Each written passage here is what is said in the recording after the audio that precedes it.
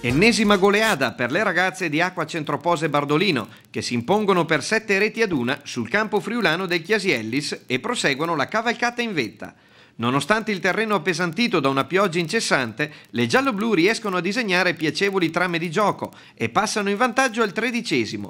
Incursione sulla destra di Barbierato che crossa in area. Panico appoggia a Vicchiarello che trafigge Stefanutti con una precisa conclusione a rientrare sul secondo palo. Le udinesi provano a reagire e vanno vicine al pareggio poco dopo la mezz'ora. Brunozzi in 2 tempi blocca sulla linea la sfera dopo un contrasto con l'Avia, ma il signor Zoia di Treviso ferma tutto per un fallo commesso dalla stessa attaccante biancoceleste. Al riposo con l'esiguo vantaggio, il ciclone bardolino si scatena nella ripresa. Gabbiadini fa tremare la porta con una bordata che si stampa all'incrocio dei pali. Tuttino trova un difensore a respingere sulla linea di una porta che appare stregata.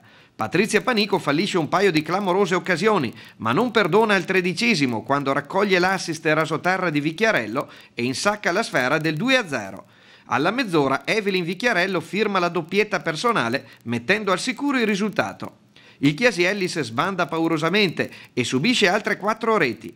Patrizia Panico si porta a quota 21 nella classifica cannonieri.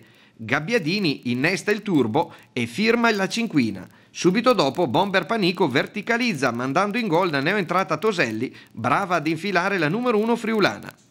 Il 7° sigillo è opera di Mencaccini su calcio piazzato dal limite.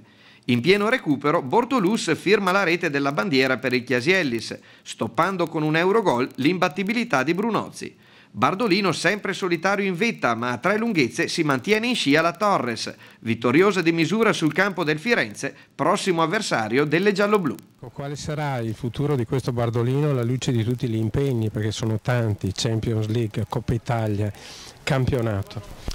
È difficile dirlo, noi puntiamo a tutti questi obiettivi, è chiaro dovremo dosare le forze, dovremo fare parecchio turnover, ma comunque sono abbastanza fiducioso per il proseguo del campionato e di tutte queste competizioni. Sicuramente abbiamo fatto fatica a costruire il gioco, anche perché il campo non è che permettesse chissà cosa, siamo partite piano. Mentre di solito siamo abituati a partire forte, abbiamo trovato il gol e poi paradossalmente non siamo riusciti a chiudere la partita come invece ci capita di solito, forse un po' più per carenza nostra che per spessore o qualità dell'avversario. Penso che l'unica cosa sia forse un po' stanche, un po' chi veniva dalla nazionale, chi era influenzato così, probabilmente non abbiamo trovato bene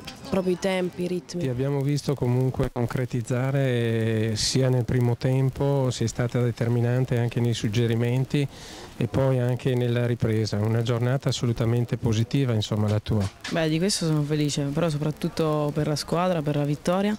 Poi oggi, nel secondo tempo il mister mi ha spostato dietro Patrizia, dove sicuramente mi trovo molto meglio in quel ruolo, però l'importante è giocare e fare bene. Il preparatore atletico pettene del Bardolino, ecco, un Bardolino che arriva ed esce soprattutto nei secondi 45 minuti, vuol dire preparazione atletica ottimale? Sì, diciamo che le ragazze stanno abbastanza bene in questo periodo, a parte poi le nazionali che effettivamente hanno qualche difficoltà di tenuta, ma è normale, purtroppo hanno nelle gambe qualcosa come 40 partite all'inizio dell'anno e fanno un po' di fatica. Le altre squadre che noi andiamo a affrontare generalmente i primi 45 minuti li giocano abbastanza a ritmi molto piuttosto elevati, quindi intensità alta. È chiaro che fisiologicamente non possono tenere 90 minuti in questo modo, specialmente se siamo noi generalmente a tenere più possesso palla, quindi il calo nei secondi 45 minuti è più delle squadre avversarie piuttosto che una crescita nostra su questo aspetto.